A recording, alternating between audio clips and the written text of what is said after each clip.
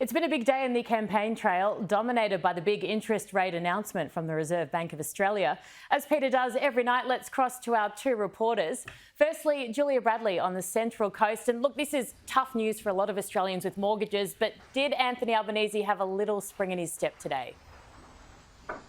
He absolutely had a spring in his step today, Erin, and that is because this interest rate rise announced by the RBA today did really give him an opportunity to seize on what he alleges are economic failings by the Morrison government, attributing the hike to the government's management of the economy. Now, this gave him an opportunity as well to really talk up his cost of living pitch and why he believes Australians would be better off under a Labor government. So he took his cost of living campaign over to the New South Wales Central Coast, and it was there that he was talking up particularly Labor's plan to make housing more affordable for some Australians. This is the Help to Buy scheme that would see the Labor government, if elected, that is, stump up 40%, up to 40% of the cost price, the purchase price of someone's home. So it's a shared equity agreement. But he did face a grilling today over suggestions that someone who inherits a home that's bought under this scheme, what they'd then have to do if they couldn't quite pay it off and they earned more than that $90,000 threshold.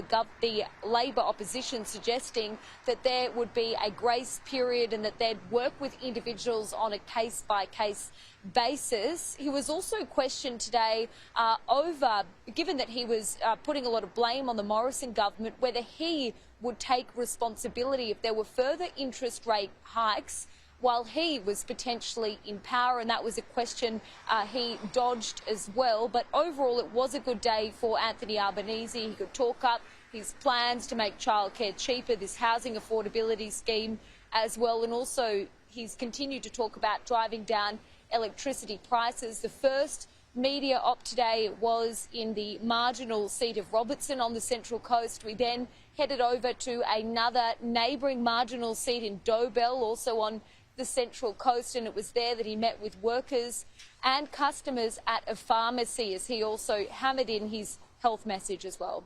Lovely, thank you so much. And Jonathan Lee, the Prime Minister in Melbourne, copping a fair bit of heat. Erin, there's certainly no doubt that today was a tough day for the coalition. If there's one thing I've learnt very quickly about how the Prime Minister campaigns, it's fast and frantic. There's a lot that's happening. There's 6 seats here in Melbourne the coalition wants to sandbag. That's under 6%. 4 it would like to attack.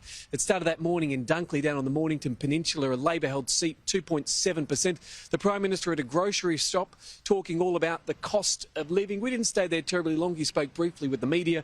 We ended up in the seat of Chisholm. That's Gladys Liu's seat. It's the second most marginal in the country at 0.5. It's also, start that again, it's the second most marginal in Victoria, the third most marginal in the country.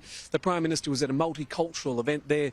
But what today was really always going to be about was the spectre of interest rate rises. The fact that it's only happened once before during an election campaign, and that was under John Howard. Of course, it didn't spell particularly well for John Howard back in 2007 when he was defeated by Kevin Rudd.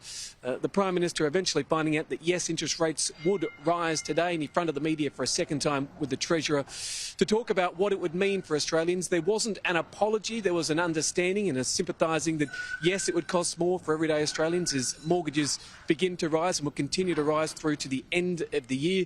There was also putting a positive spin on it. Naturally, that the Prime Minister was trying to explain that these are interest rates at historic lows at 0.1%, and they were always going to rise. There's a belief that Australians have spent the better part of the last year saving money, putting it aside and getting ahead on their interest rates. The trouble, though, is that we'll continue to see these over the next 6 months. There is certainly a sense of frustration from the Treasurer that the RBA said interest rates wouldn't rise until 2024. And now, of course, we have them moving north. Many people have made significant decisions, borrowing heavily and making family decisions about what would happen with their cash flow. The government now trying to talk about the fact that they're the better economic managers at a time when everything becomes more expensive. What the true cost of today will be, we wait to find out at the end of the campaign. Erin. Yeah, comprehensive as always, Jonathan and Julia. Thank you so much.